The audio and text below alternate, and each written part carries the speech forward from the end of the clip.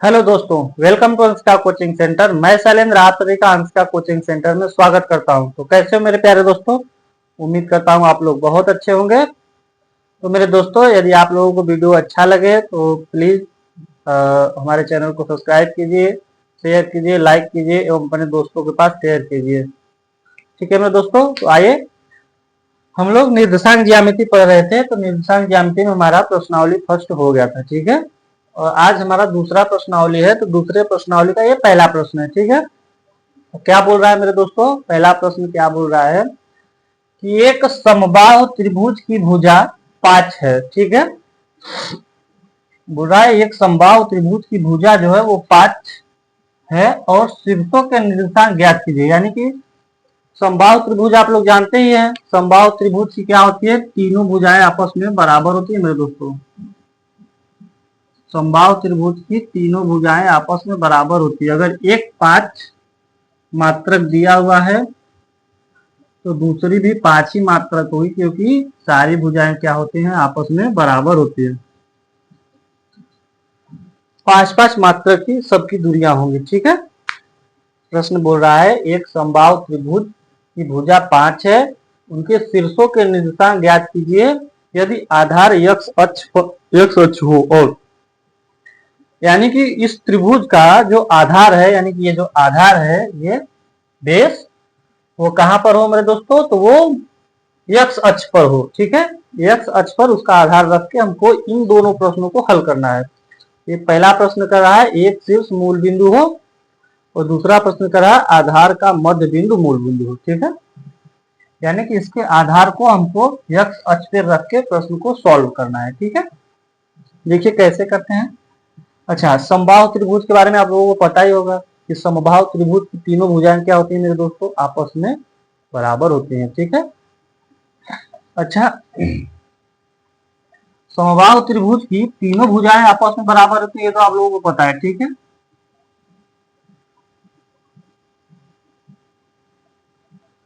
समबाहु त्रिभुज की तीनों भुजाएं आपस में बराबर होती हैं, परंतु समबाहु त्रिभुज के तीनों कोण भी आपस में बराबर होते हैं। ठीक है, और तीनों कोण क्या होते हैं? 60 डिग्री। तीनों कोण 60 डिग्री होते हैं। त्रिभुज के तीनों अंतःकोणों का मान 180 डिग्री होता है। यदि हम इसको ए, इसको बी और इसको सी माने तो कोण ए प्लस कोण बी प्लस कोण सी, ये कोण का साइन है मेरे फ्रेंड्स, मेरे दोस्तों, ये कोण का साइन है, इसको कोण का साइन बोलते हैं। और अगर ऐसा कहीं पर बना हुआ आपको मिले तो ये त्रिभुज का साइन होता है। ठीक है, हालांकि इसको डेल्टा भी बोलते हैं। तो ये कोण का साइन है आपको, तो कोण ए प्लस कोण बी प्लस कोण सी बराबर 180 डिग्री होता है। हमको समबाहु त्रिभुज के तीनों अंतःकोण हमको मालूम है, तो हम क्या करेंगे, इस पर रख देंगे। तो कोण ए का मान कितना है? 60 डिग्री। कोण बी का मान कितना है? 60 डिग्री प्लस कोण सी का मान कितना है? 60 डिग्री बराबर 180 डिग्री। ठीक है, तीनों का योग करिए, 6 दूनी 12 छत्तीस का 18, यानी कि 180 बराबर 180 डिग्री। देखिए, इसको बायां पक्ष बोलते हैं, उसको दायां पक्ष बोलते हैं। यदि बायां पक्ष, इसको क्या बोलेंगे? बायां पक्ष बराबर दायां पक्ष, इसको आप लोग लेफ्ट हैंड साइड बोल सकते हैं। L left right side, L R S बराबर, नहीं, लेफ्ट हैंड साइड बोल सकते हैं। एल एच बराबर R H S, L H S बराबर R H S, left hand side बराबर राइट हैंड साइड। ठीक है, तो बायां पक्ष बराबर दायां पक्ष। अच्छा मेरे दोस्तों, मान लीजिए हमको त्रिभुज के कोई भी त्रिभुज हो, किसी भी त्रिभुज का जो अंतःकोण होता है ना मेरे दोस्तों, वो अंतःकोण, किसी भी त्रिभुज का अंतःकोण 180 डिग्री होता है। ठीक है मेरे दोस्तों, और तीनों अंतःकोणों का योग 180 डिग्री ही होता है, त्रिभुज के तीनों अंतःकोणों का योग। ठीक है, अब देखिए हमने तीनों अंतःकोणों का योग बराबर कर दिया। अब देखिए समबाहु त्रिभुज की, मान लीजिए समबाहु त्रिभुज है, समबाहु त्रिभुज की ऊंचाई हम कैसे ज्ञात करेंगे, हाइट। इसकी हाइट कैसे ज्ञात करेंगे, तो शीर्षों के हम पहले नाम लिख लेते हैं। यदि हमको यहां से यहां तक जैसे कुछ दिया हुआ है, मान लीजिए 6 दिया हुआ है, ठीक, तो समबाहु त्रिभुज का जो एक भुजा की लंबाई हमको दिया हुआ है,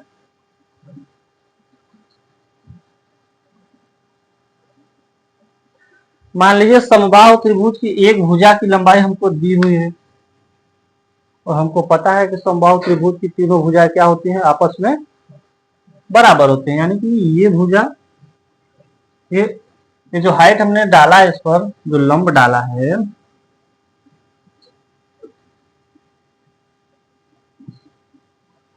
इस लंब को यदि हम आधे आधे टुकड़े में न बांटे तो मेरे दोस्तों ये तीनों भुजा जो है आपस में क्या होंगी, बराबर होंगी। ठीक है, तो तीनों भुजाएं जब आपस में बराबर होंगी, अगर हम उसके शीर्ष से, शीर्ष बिंदु है समबाहु त्रिभुज का, जो ए बिंदु है ये शीर्ष बिंदु है, यदि हमने शीर्ष बिंदु से आधार पर लंब डाला तो यह लंब, ये जो लंब है ये इस समबाहु त्रिभुज के आधार को दो बराबर भागों में बांट देता है। यानी कि आधा आधा दूरी में इसको क्या करता है मेरे दोस्तों, बांट देता है। यानी कि ये जितना बराबर है ये भी उतना ही बराबर है। ठीक है,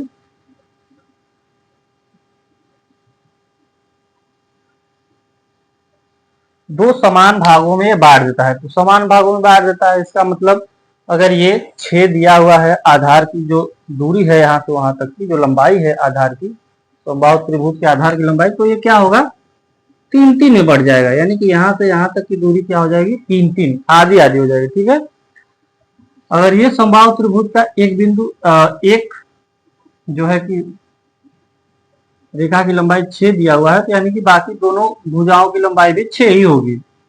तो हम इस हाइट का जो है कि लंबाई कैसे निकालेंगे मेरे दोस्तों, देखिए हाइट की लंबाई निकालने के लिए हमको पाइथागोरस प्रमेय लगाना पड़ेगा। ठीक है, तो पाइथागोरस प्रमेय क्या होता है, पाइथागोरस प्रमेय है कर्ण का स्क्वायर बराबर लंब का स्क्वायर प्लस आधार का स्क्वायर। ठीक है मेरे दोस्तों, इस प्रकार से हम तीनों भुजाओं में अगर ये पाइथागोरस प्रमेय की सहायता से लिख लीजिए, ये पाइथागोरस प्रमेय है।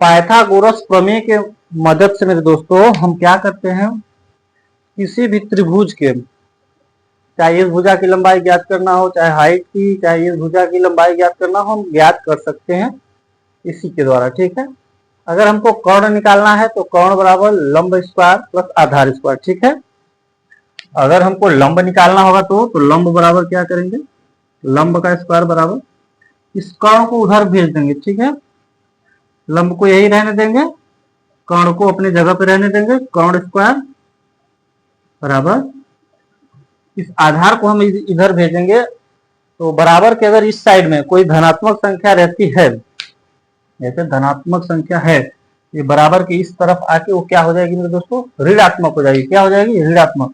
तो कर्ण स्क्वायर में से आधार स्क्वायर हम लोग घटा देंगे तो क्या आ जाएगा, लंब का स्क्वायर, वो लंब का स्क्वायर आ जाएगा। अब हमको यदि ऐसे आधार बराबर निकालना हो, आधार को हम उधर ही रहने देते हैं, आधार स्क्वायर बराबर इस कर्ण को अपनी जगह पे रहने देते हैं, कर्ण स्क्वायर। अब ये लंब इस साइड भेजेंगे तो माइनस हो गया, माइनस लंब स्क्वायर। तो मेरे दोस्तों ये कर्ण हो गया, कर्ण। अच्छा इसमें कौन सा है, देखिए ये कर्ण है हमारा, जो सबसे बड़ी भुजा होती है वो क्या होती है, कर्ण। ये इस कोण के सामने, ये जो 90 डिग्री का कोण होता है मेरे दोस्तों, इस कोण के सामने वाली भुजा कर्ण होती है। और ये कोण से सटा हुआ जो नीचे आधार रहता है, इसको आधार बोलते हैं। इसको क्या बोलते हैं, आधार। इसको आधार भुजा बोलते हैं। और ये जो हाइट है इसको लंब, ये लंब डाला हुआ है इसको लंब भुजा कहते हैं, ठीक है।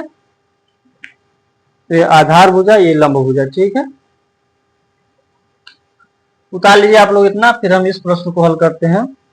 अगर ये शीर्ष मूल बिंदु हो तो क्या आप लोगों को त्रिभुज, समबाहु त्रिभुज के बारे में ये जानकारी अच्छी लगी तो प्लीज अपने दोस्तों के पास शेयर, लाइक, शेयर, सब्सक्राइब कर लीजिए मेरे दोस्तों, ताकि हम जो भी वीडियो बनाए वो सबसे पहले आप तक पहुंचे, ठीक है। तो लिख लीजिए इतना, फिर हम आगे बढ़ते हैं।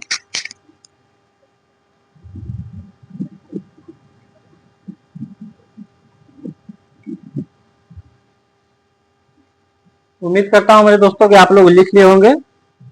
हटाते इसको और आगे चलते हैं प्रश्न की ओर। पाइथागोरस प्रमेय हमेशा याद रखिएगा कि कर्ण का स्क्वायर बराबर लंब का स्क्वायर प्लस आधार का स्क्वायर होता है, क्योंकि वो हर जगह सिमिलरली हर जगह वो यूज होता रहता है, ठीक है। तो देखिए हम सबसे पहले क्या करते हैं, एक्स अक्ष और वाई अक्ष बनाते हैं। ये क्या है मेरे दोस्तों, ये मूल बिंदु है, इसको हम O मान लेते हैं, ठीक है। ये हमारा एक्स अक्ष है, ये हमारा वाई अक्ष है। ये मूल बिंदु से राइट साइड में मतलब दाहिने तरफ पर हमेशा प्लस होता है और मूल बिंदु से बाएं तरफ पर हमेशा माइनस होता है एक्स अक्ष, और वाई अक्ष ऊपर की तरफ धनात्मक और नीचे की तरफ ऋणात्मक होता है मेरे दोस्तों।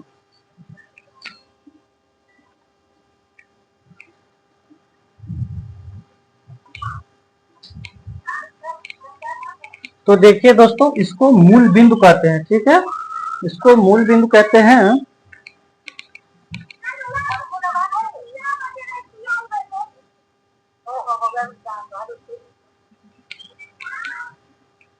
तो मेरे दोस्तों मूल बिंदु इसको बोलते हैं, और मूल बिंदु का निर्देशांक क्या होता है, 0,0। रुकिए मेरे दोस्तों, 0,0, और बोला है शीर्ष, एक शीर्ष मूल बिंदु पर हो, यानी कि हमको ये शीर्ष जो है एक शीर्ष मूल बिंदु हो, यानी कि एक शीर्ष मूल बिंदु हो, ऐसा बोल रहा है। इसका मतलब कि जो समबाहु त्रिभुज है उसकी एक शीर्ष जो है वो मूल बिंदु होगा, और इसकी भुजा जो है ये 5 है, यानी कि 1, 2, 3, 4, 5।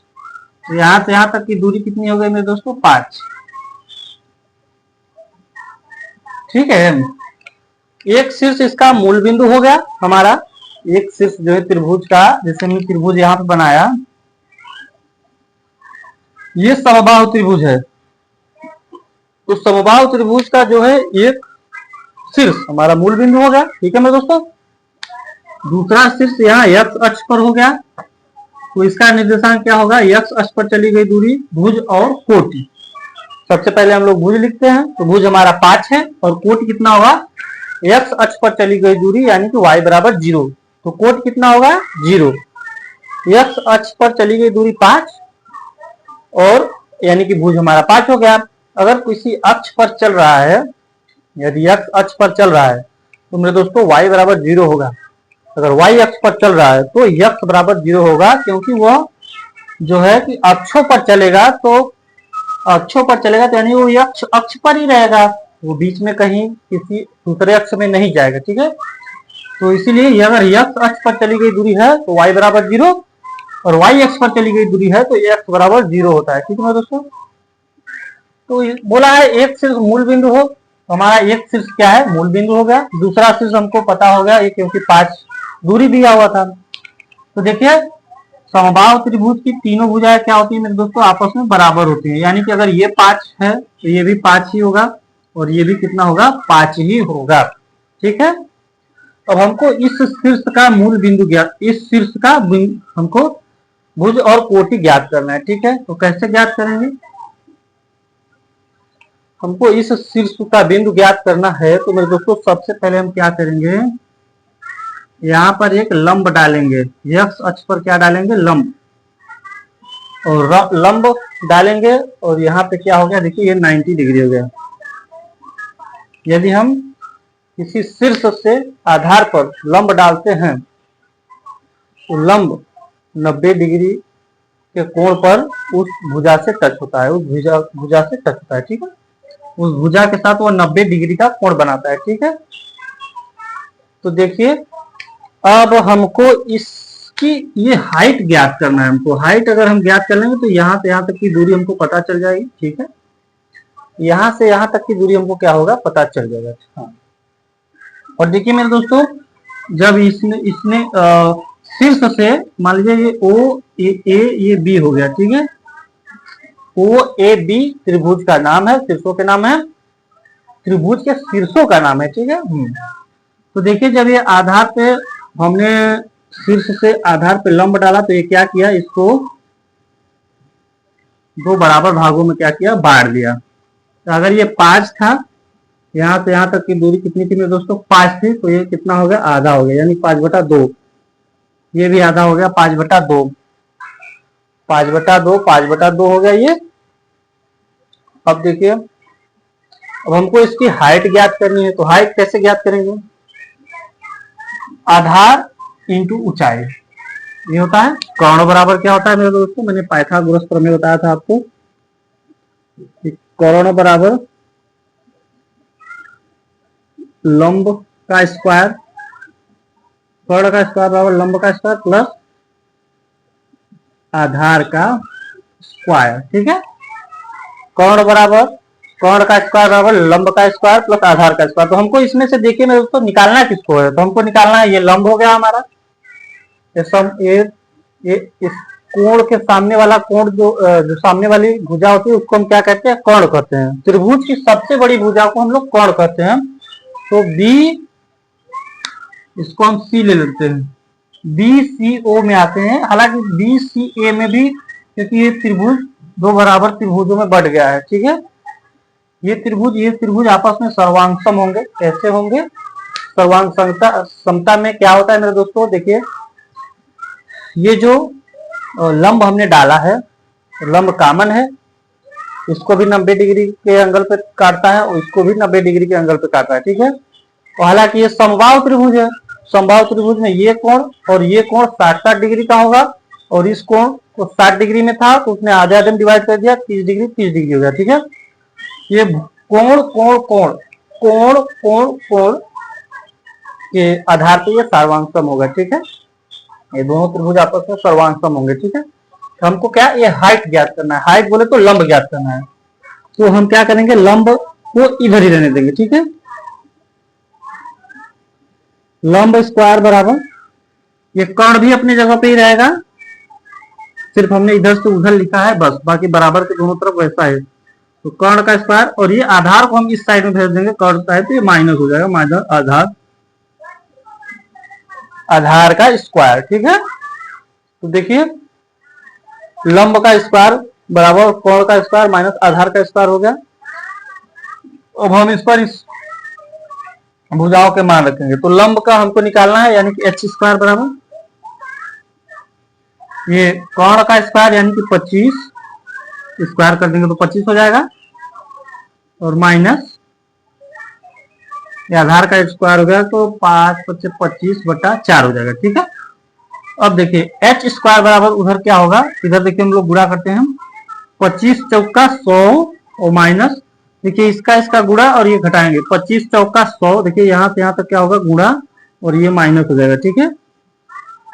तो 25 चौका 100, 100 में से 25 गया तो हो जाएगा आपका 75/4।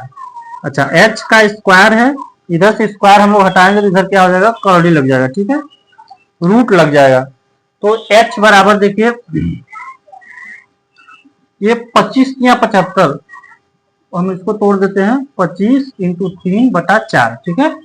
तो 25 हमारा अंडर रूट से बाहर निकलेगा तो क्या आएगा 5, ये 4 निकलेगा तो 2, और ये अंडर रूट 3 रहेगा तो 5√3/2।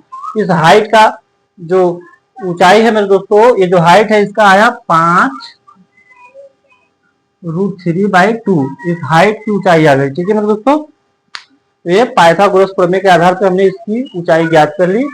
लिख लीजिए आप लोग इसको, उसके बाद हम आगे बढ़ते हैं। और हमारा ऊंचाई आ गया 5√3/2, ठीक है।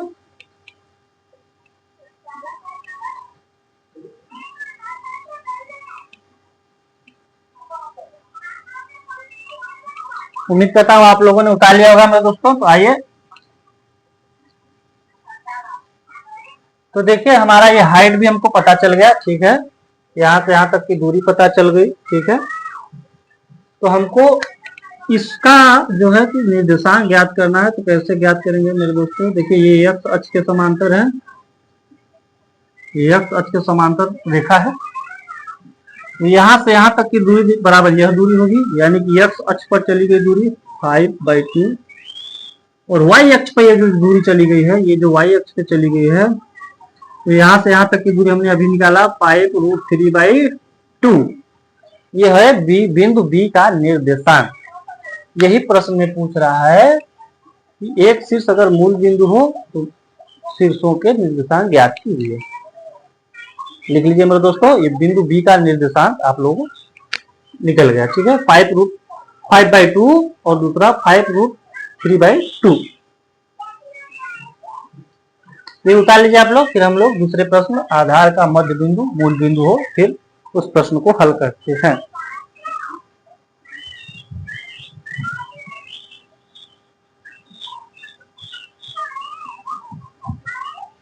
उम्मीद करता हूं दोस्तों आप लोगों ने निकाल लिया होगा। आइए हम चलते हैं दूसरे प्रश्न की ओर।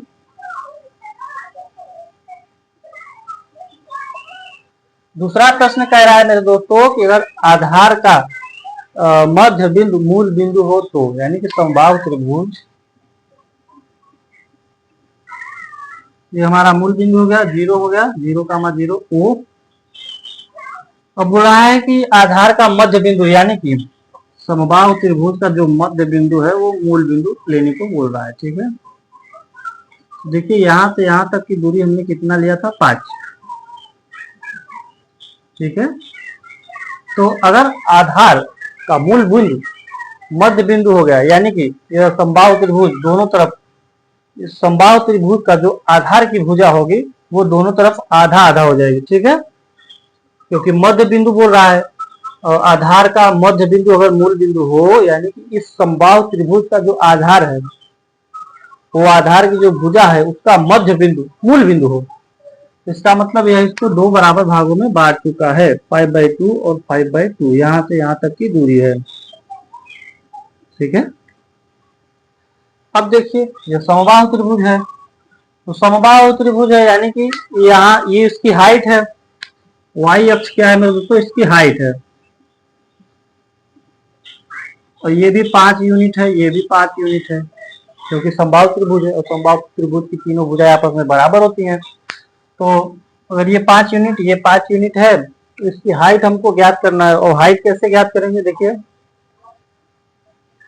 हाइट ज्ञात करेंगे जब हमने उसमें समबाहु त्रिभुज में आधार के शीर्ष बिंदु से लंब डाला था, उसकी ऊंचाई जो आई थी वही इसकी ऊंचाई होगी, क्योंकि शीर्ष बिंदु से ये y अक्ष चला आ रहा है, ठीक है। तो y अक्ष चला आ रहा है तो इसकी भी ऊंचाई क्या होगी, 5√3/2 ही होगी, ठीक है। और हमको इसका निर्देशांक पूछ रहा है, इसका निर्देशांक हमको ज्ञात करना है और इसका निर्देशांक ज्ञात करना है। कैसे ज्ञात करेंगे मेरे दोस्तों, देखिए इसका निर्देशांक होगा, मान लीजिए ये A, ये B और ये C हो गया। तो बिंदु B का निर्देशांक क्या होगा मेरे दोस्तों, सबसे पहले हम लोग भुज लिखते हैं, ठीक है। उसके बाद क्या लिखते हैं मेरे दोस्तों, कोट लिखते हैं। तो यहाँ से यहाँ तक की चली गई दूरी देखिए x अक्ष पर है, और x अक्ष पर किधर है, ऋण दिशा की ओर, तो हम इसको लिखेंगे -5/2। और क्योंकि भुज हो गया और y अक्ष पर चली गई है, y अक्ष पर चली गई दूरी यानी कि x अक्ष पर चली गई दूरी, सॉरी x अक्ष पर चली गई दूरी है, यानी कि y बराबर 0। y पर तो चली नहीं है, y बराबर 0। ये हमारे बिंदु B का निर्देशांक हो गया। अब देखिए बिंदु C का निर्देशांक क्या होगा मेरे दोस्तों, तो बिंदु C का निर्देशांक यानी कि x अक्ष पर ही चली गई है और धन दिशा की ओर चली गई है, तो धन, और y अक्ष पर 0, ठीक है। x अक्ष और y अक्ष ले लीजिए। और बिंदु A का निर्देशांक ये C का हो गया, ये B का है। और बिंदु A का निर्देशांक क्या होगा, तो बिंदु A का निर्देशांक देखिए y अक्ष पर स्थित है, यानी कि x बराबर 0 होगा, तो इसका भुज क्या होगा, 0। और ये y अक्ष पर चली गई दूरी, ये उसकी हाइट ही उसकी दूरी होगी, क्या होगी, हाइट ही उसकी दूरी होगी। 5√3/2।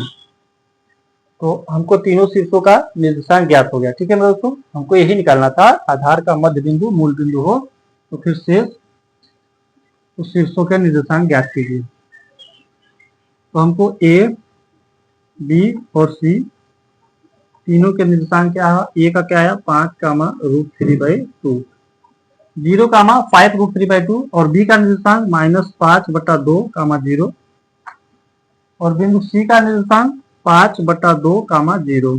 ठीक है मेरे दोस्तों, लिख लीजिए आप लोग तीनों शीर्षों के निर्देशांक लिख लीजिए मेरे दोस्तों। उसके बाद आगे चलते हैं।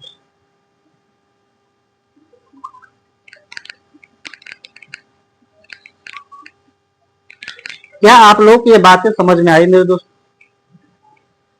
कैसे निर्देशांक निकले? यदि x अक्ष पर चली गई दूरी है y बराबर 0 और y अक्ष पर चली गई दूरी है तो x बराबर 0 होगा। ठीक है, यहाँ पे x अक्ष ऋण दिशा की ओर चली है, यहाँ पे x अक्ष प्लस दिशा की ओर चला है। इधर y अक्ष पर धन दिशा की ओर चली गई इसलिए हमने धनात्मक लिखा है। ये ऋण दिशा की ओर चली गई इसलिए भुज का मान हमने ऋणात्मक लिखा है। ये धन दिशा की ओर चली गई इसलिए भुज का मान हमने धनात्मक लिखा है। ठीक है, अगर यही त्रिभुज नीचे की ओर रहता तो मेरे दोस्तों इसको नीचे की तरफ भी हम बना सकते हैं। ठीक है,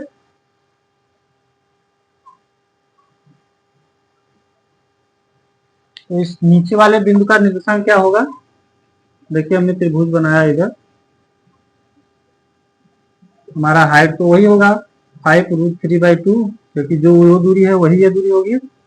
और बिंदु डी ले लेते हैं और बिंदु डी का निर्देशांक क्या हो जाएगा मेरे दोस्तों? तो ये हो जाएगा y अक्ष पर चली गई दूरी है यानी कि x बराबर 0 होगा और y अक्ष पर चली गई दूरी है तो -5√3/2 हो जाएगा। ठीक है, और बिंदु डी का भी निर्देशांक लिख लीजिए 0, -5/2√3, यही होगा।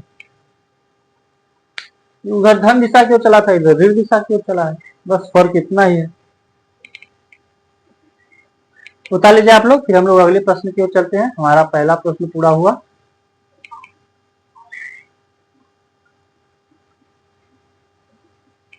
उम्मीद करता हूँ आप लोगों ने उतार लिया होगा। हटाते हैं मेरे दोस्तों, आइए अगले प्रश्न की ओर चलते हैं। हो सकता है आज हमारा निर्देशांक ज्यामिति खत्म हो जाए, नहीं एक दो प्रश्न बचेगा तो हम लोग कल कर लेंगे। एक अच्छा 9 का गणित है मेरे दोस्तों।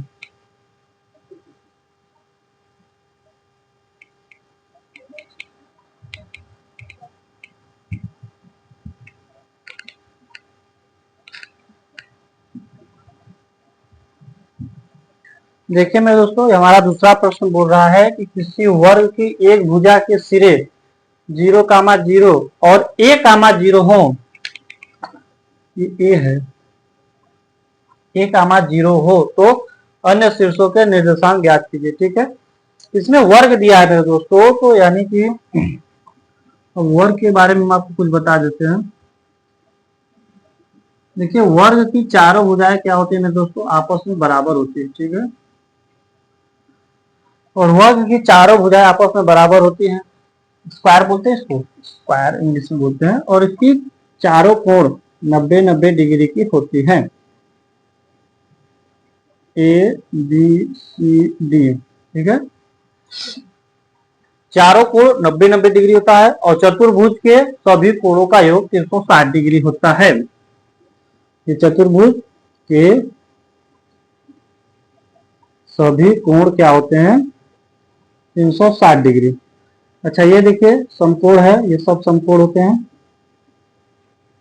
तो देखिए 9 चौक के 36 यानी कि 360 डिग्री हो गया चतुर्भुज के चारों अंतः कोणों का योग। ठीक है,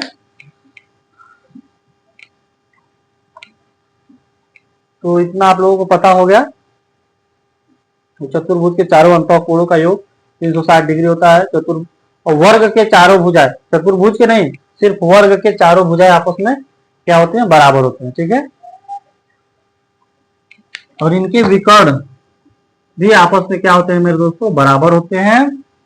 ये विकर्ण बराबर ये विकर्ण होगा और इसके विकर्ण के द्वारा प्रत्येक चतुर्भुज आपस में सर्वांग सम होते हैं। ठीक है, क्योंकि और चतुर्भुज के ये विकर्ण बराबर होते हैं, प्लस इनके द्वारा बनाया गया यह कोण 90 डिग्री होता है। ठीक है, आइए हम लोग चलते हैं अपने प्रश्न की ओर। मान लीजिए हमने x अक्ष और y अक्ष बनाया। बोल रहा है इसका एक सिरा 0,0 यानी कि मूल बिंदु है, और दूसरा सिरा क्या है, और भुज दिया हुआ है, यानी भुज प्लस में है तो a, 0। अब देखिए हम लोग क्या करेंगे, यहाँ पर मान लीजिए a बिंदु है, तो ये वर्ग बनाने के लिए चारों भुजाएं आपस में क्या करेंगे, बराबर कर लेंगे। ये भुजाएं आपस में क्या हो गई मेरे दोस्तों, बराबर हो गए। और यहाँ से यहाँ तक की दूरी क्या है, a दिया हुआ है, प्रश्न में दिया हुआ है कि सिरा 0,0 और a,0 है। ठीक है, तो इसका मतलब अगर वर्ग का आधार की भुजा हमको पता चल गई a है, तो इसका मतलब वर्ग के तो चारों भुजा क्या होते हैं मेरे दोस्तों, आपस में बराबर होते हैं। तो वर्ग की चारों भुजाएं क्या हो जाएंगी, a, सारी भुजाएं आपस में a हो जाएंगी। ठीक है, अब देखिए हमको इसका और इसका निर्देशांक ज्ञात करना है, तो कैसे ज्ञात करेंगे, इसका तो हमको मालूम है। अब इसका देखिए ये क्या है, y अक्ष पर चली गई दूरी है, यानी कि x बराबर 0 होगा, तो भुज क्या होगा इसका 0, और y क्या होगा, ये a, y क्या होगा a क्यों होगा, क्योंकि धन दिशा की ओर चला हुआ है। ठीक है, अब देखिए यहाँ पर भुज भी a है और कोटि भी इसका a है, इसका निर्देशांक क्या होगा, a, हम इसका नाम देते हैं O A B C। तो बिंदु B और C का निर्देशांक हमको पता चल गया। ठीक है, निर्देशांक निकालने का मतलब, किसी बिंदु का निर्देशांक निकालने का मतलब होता है दोस्तों कि वह x अक्ष पर कितनी दूरी चली हुई है और y अक्ष पर कितनी दूरी चली गई है, उसी को देख के हमको यहाँ पर लिखना होता है किसी भी शीर्ष का निर्देशांक। तो हमने बिंदु B का निर्देशांक ज्ञात करने के लिए हमने देखा x अक्ष, यानी x अक्ष के समांतर चली गई दूरी, यहाँ से यहाँ तक की दूरी कितनी है, a है, वर्ग है, वर्ग की चारों भुजाएं आपस में बराबर होती हैं, इसलिए ये भुजा बराबर ये भुजा हो गई, तो a है, और x अक्ष पर चली गई दूरी a है, a भुज हो गई, और y अक्ष के समांतर चली गई दूरी ये y है, और y बराबर भी a ही है, क्योंकि यह फर्स्ट चतुर्थांश में प्रथम क्वाड्रेंट में है। ठीक है, फर्स्ट क्वाड्रेंट में है। अब देखिए अगर हम इसी त्रिभुज को, अरे इसी चतुर्भुज के को नीचे की तरफ बनाते हैं, यानी इस वर्ग को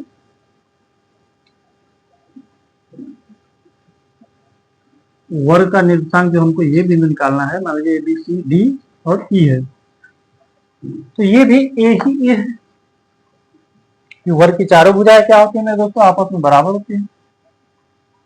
अब बिंदु डी का निर्देशांक हमको निकालना है। ठीक है, ये चतुर्थांश में है, इसका मतलब x अक्ष के समांतर चली गई दूरी ये a है, तो a क्या होगा, धनात्मक होगा, क्योंकि x अक्ष तृतीय चतुर्थांश में क्या होता है, धनात्मक होता है, और ये जो x अक्ष है वो बाईं तरफ धनात्मक ही होता है।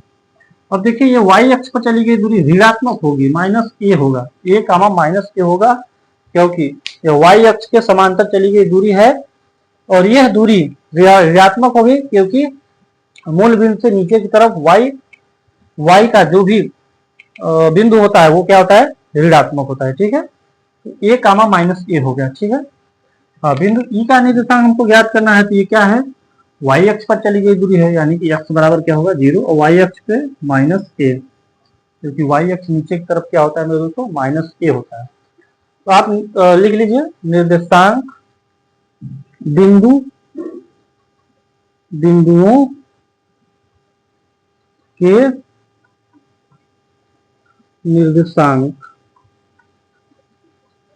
बराबर बी, सी, डी और ई, ये चारों बिंदुओं के निर्देशांक क्या है, बी का क्या है, a,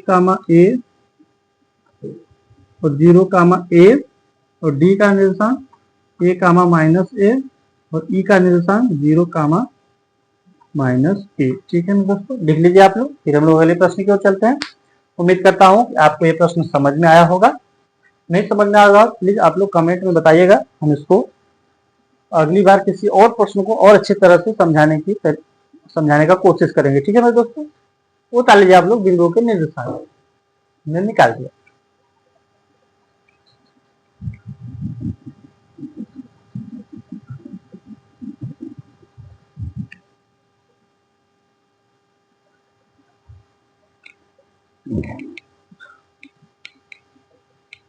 उम्मीद करता हूं दोस्तों आप लोगों ने उतार लिया होगा। मिटाते हैं इसको।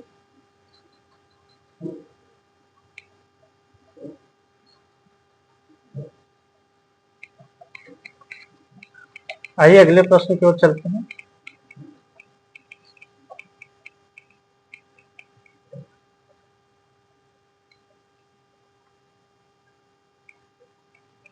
प्रश्न 3। तीसरा प्रश्न कह रहा है मेरे दोस्तों, तीसरा प्रश्न कह रहा है यदि ए कामा बी धन पूर्ण, क्या कह रहा है, ए बी पूर्ण धनांक है तो ए कामा माइनस बी किस चतुर्थांश में स्थित है। ए कामा माइनस बी किस चतुर्थांश में स्थित है। ठीक है, तो देखिए मेरे दोस्तों ये पूर्ण धनांक बोल रहा है। ठीक है, यानी कि ये एक पूर्णांक है। क्या बोल रहा है, पूर्णांक। और पूर्णांक हमको पता है, पूर्णांक यानी कि इंटीजर किसे कहते हैं, पूर्णांक किसे कहते हैं, यानी कि इंटीजर किसे कहते हैं। पूर्णांक मतलब जीरो भी होता है पूर्णांक में, नेचुरल नंबर भी होता है, होल नंबर भी होता है, और सारी ऋणात्मक संख्याएं भी होती है। यानी कि अगर संख्या रेखा तो हम देखें, ये शून्य, ये 1, ये 2 अनंत तक, और ये -1, ये -2, ये भी अनंत तक। तो जीरो सहित सारी धनात्मक संख्याएं, यानी कि सारा ये नेचुरल नंबर हो जाएगा 1 से लेके, और इसको ले लेंगे तो होल नंबर हो जाएगा, और ये इसको ले लेंगे तो पूर्णांक हो जाएगा। तो ये सारी संख्याएं क्या होती हैं, पूर्णांक होती हैं। ठीक है, ये बातें हमने आपको पहले ही बताई थी। तो देखिए इसका चतुर्थांश हमको ज्ञात करने के लिए मेरे दोस्तों x अक्ष और y अक्ष बनाना है। ये धन दिशा है, प्रथम चतुर्थांश में धनात्मक होती है सब, द्वितीय चतुर्थांश में ऋण और धन होता है, तृतीय में ऋण और ऋण होता है, और चतुर्थ में धन और ऋण होता है। ठीक है, तो हम इसके साइन के द्वारा इसको तो हम बता ही सकते हैं, क्योंकि ए धनात्मक है और बी क्या है, ऋणात्मक है। ए धनात्मक और बी ऋणात्मक होने का मतलब है मेरे दोस्तों यह किस चतुर्थांश में है, यह चतुर्थांश में स्थित है। आपको पता चला है ना, ए प्लस और माइनस किस चतुर्थांश में है, तो ए कामा माइनस बी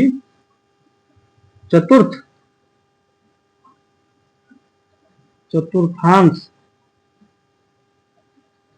में स्थित है। ठीक है मेरे दोस्त, उतार लीजिए आप लोग। यही छोटा सा प्रश्न था, तीसरा प्रश्न। चौथा प्रश्न की ओर हम लोग चलते हैं।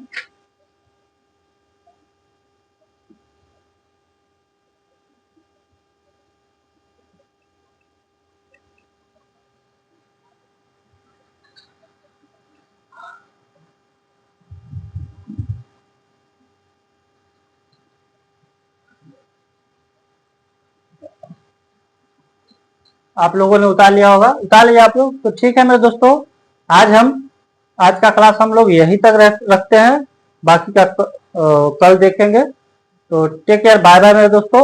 अगर आप लोगों को वीडियो अच्छा लगे तो प्लीज मेरे दोस्तों वीडियो को लाइक करिए, शेयर करिए, सब्सक्राइब कीजिए, और अपने दोस्तों के पास, अपने चहेतों भाइयों बहनों के पास शेयर करिए। ठीक है मेरे दोस्तों, तो टेक केयर, बाय बाय।